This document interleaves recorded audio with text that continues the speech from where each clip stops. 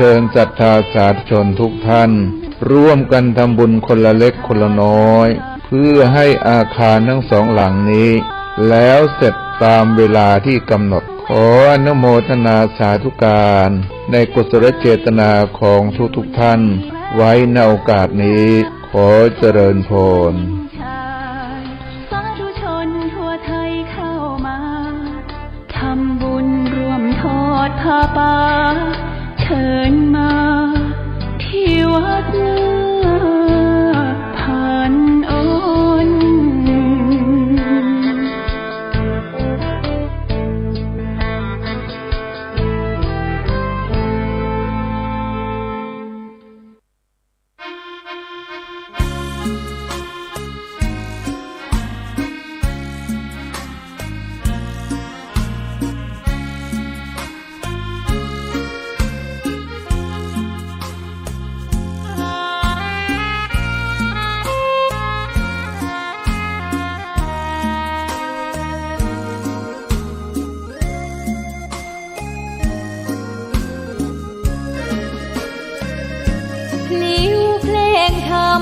ถูกถ้อยคำเข้าถึงจิตใจฟังรายการวิทยุเสียงใสส่งถึงใจไปสู่ปลายนาสารธรรมน้อมนำมองพระศาสดาบอกผู้คนทั่วลาหันมาเข้าวัดฟังธรรมคลื่นเสียงนี้เป็นคลื่นธรรมะจากใจส่งถึงบ้านไกลบ้านไกลฟังได้สุขใจล้ำยามดึกดื่นค่ำคืนมีงานต้องทำเป็นคลื่นสารธรรมเน้นย้ำธรรมะเพื่อนใจเสียงคลื่นธรรมบอกหลักธรรมให้คลายความเหงาฟังเสียงธรรมะเบาเบาบอกเล่าถึงคนบ้านไกลสื่อธรรมะบอกลดละละวางด้วยใจสื่อไปถึงสวงในเข้าใจหลักธรรมหลักดีพลิ้วเพลงธรรมถูกสัมพันธ์จิตใจร่าเริงฟังสาระธรรมะบันเทิงรื่นเริงในชีวิตยามวันว่างเดินทางไปเยี่ยมสถานีนัดพบกันน้องพี่วันนี้วันดีวันเสาร์สวดมนต์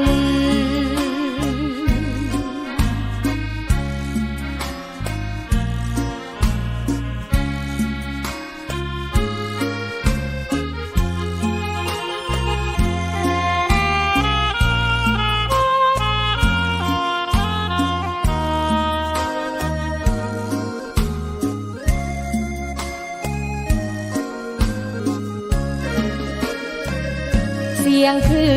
นธรรมบอกหลักธรรมให้คลายความเหงาฟังเสียงธรรมะเบาเบาบอกเล่าถึงคนบ้านไกลสื่อธรรมะบอกลดละละวางด้วยใจสื่อไปถึง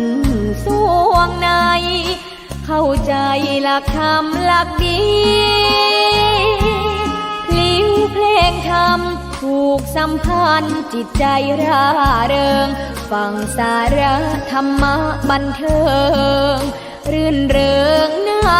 ชีวิตยามวันว่างเดินทางไปเยี่ยมสถานีนัดพบกันน้องพี่วันนี้วันดีวันเสาร์สวดมนต์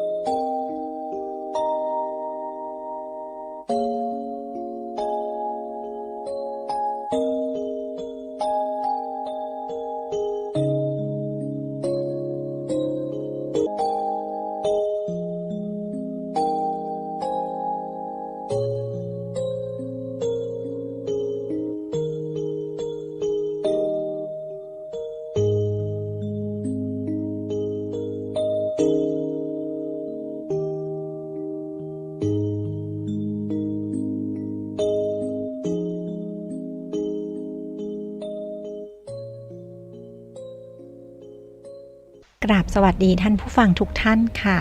ตอนนี้ท่านกำลังรับฟังสถานีวิทยุ FM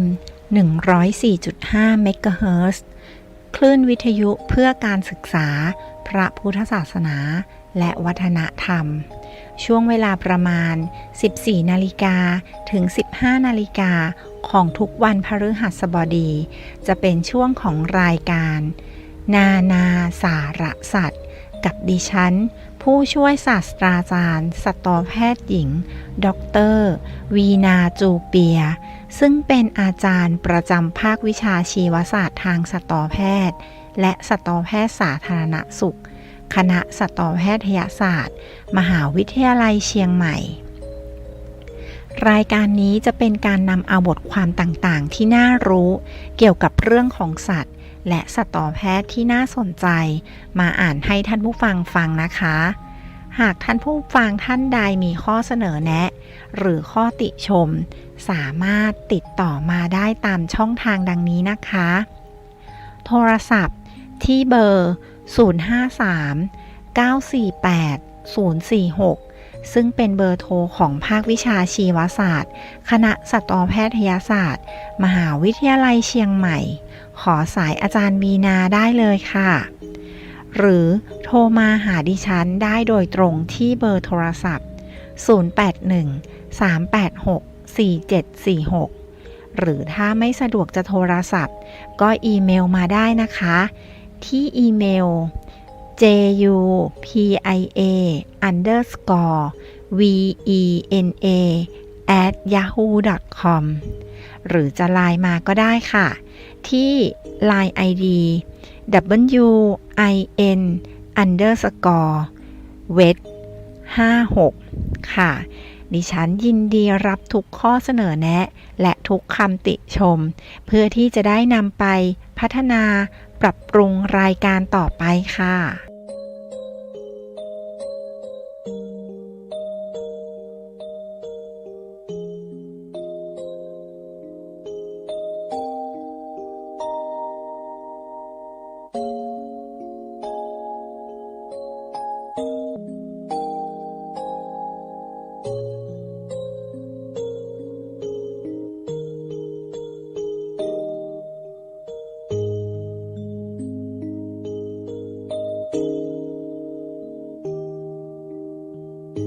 ครบรอบหนึ่งมันจะสัมผัสพื้นและวิดีโอ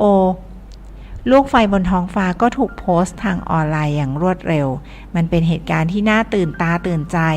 แต่ดาวเคราะห์ดวงนั้นไม่ใช่1 เมตรแหละมันเป็น10 เมตรหรือ20 เมตรที่หลุดการตรวจจับนั่นเองค่ะและเราอาจจะไม่ได้โชคดีอย่างนี้ทุกครั้งนะคะเพราะฉะนั้นคนที่เป็นนักดาราศาสตร์จำเป็นอย่างมากๆเลยนะคะการสแกนท้องฟ้าเนี่ยอาจจะเป็นหน้าที่ของพวกคอมพิวเตอร์พวกกล้องต่างๆแต่ว่าจุดไหนที่อันตรายหรือจุดไหนที่มีความผิดปกตินักดาราศาสตร์จะเป็นผู้ที่สังเกตและเป็นผู้ตรวจจับตรงนี้ได้นะคะซึ่งเรื่องนี้นะคะสืบค้นและเรียบเรียงโดยคุณวิทิตบรมพิชัยชาติกุลค่ะที่มาก็จะเป็นเว็บไซต์ของวิทยาศาสตร์นะคะของ NASA นะคะแล้วก็บทความเพิ่มเติมก็คือโลกจะปลอดภัยจากอุกาบาตอย่างน้อย1 ตามเจ้าของหนังสือ The Domestic Dog Its Evolution Behavior and Interaction with People ให้คำแนะนำว่าเจ้าของควรออกกฎห้ามไม่ให้สุนัขของตนเองกินอึอีกค่อยๆเปลี่ยนพฤติกรรมไปทีละนิดและหากพบว่าในการเดินเล่นครั้งหน้าหากสุนัขของคุณสามารถเพิกเฉยต่อกองอึข้างทางได้แล้วก็ควรให้รางวัลหรือชมเชยมันหน่อยค่ะแต่หากพฤติกรรมดังกล่าวยังคงมีให้เห็นตัวเขาแนะนำว่าให้ใช้สารเคมีบางอย่างที่ไม่ชวนให้สุนัขรับประทานเช่นโมโนโซเดียมกลูตาเมตโรยลงไปบนอุจจาระเพื่อหยุดพฤติกรรมของพวกมันค่ะการเลียกระดาษเจ้าเหมียวอายุ1 ปีของแอนเบคลีย์มีพฤติกรรมชอบเลียหมึกปริ้นที่เพิ่งปริ้นออกมาสดๆจากเครื่องเธออยากรู้ว่าเป็นสิ่งนี้จะเป็นอันตรายหรือไม่เครื่องปริ้นที่ใช้ตามบ้านเครื่องปริ้นที่ใช้ ที่ใช้ตามบ้านใช้น้ำเอทิลีนไกลคอนและแอลกอฮอล์เป็นส่วนประกอบแต่จะเป็นอันตรายหากสัตว์เลี้ยงของคุณไปเลียที่เครื่องพิมพ์ตรงๆพาเมเลียมาตินผู้ช่วยศาสตราจารย์จากโรงพยาบาลสัตว์เล็กมหาวิทยาลัยทูกิจิกล่าวค่ะหากมันไม่ได้เกิดขึ้นทุกวันและเจ้าเหมียวก็ไม่ได้กินกระดาษเข้าไปด้วยก็ไม่อันตรายนะคะเธอกล่าวแต่จะให้ดีเธอแนะนำให้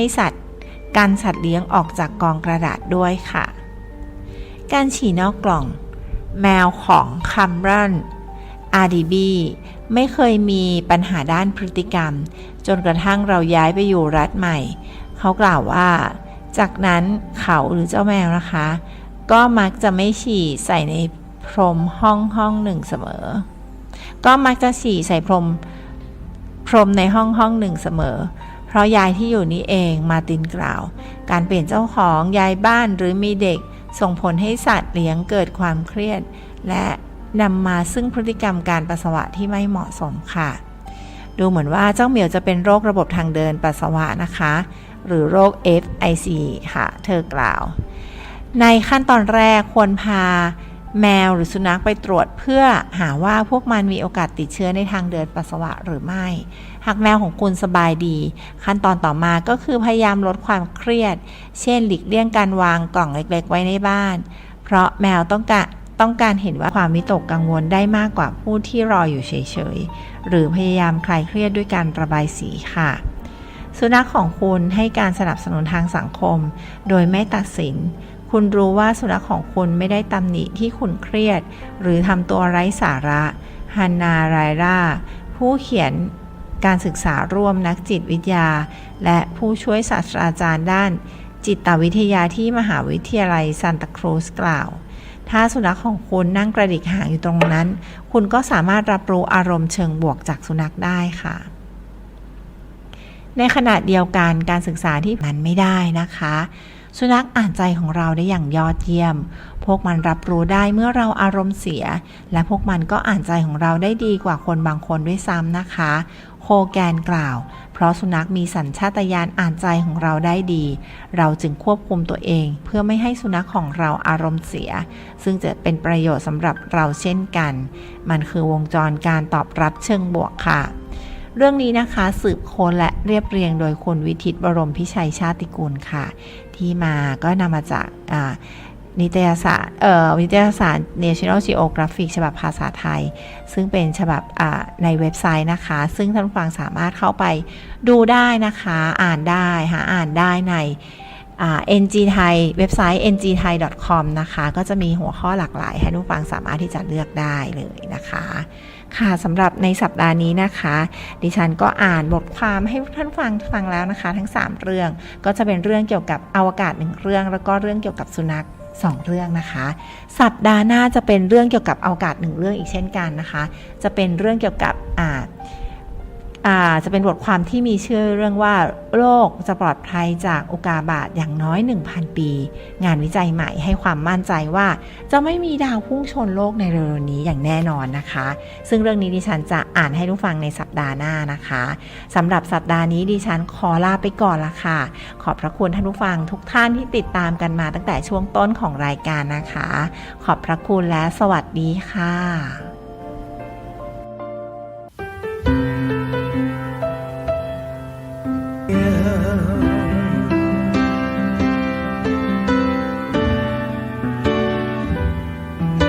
และผลสุดท้ายคนที่ต้องเจ็บ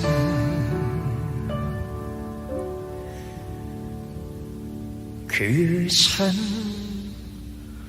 คนเดียว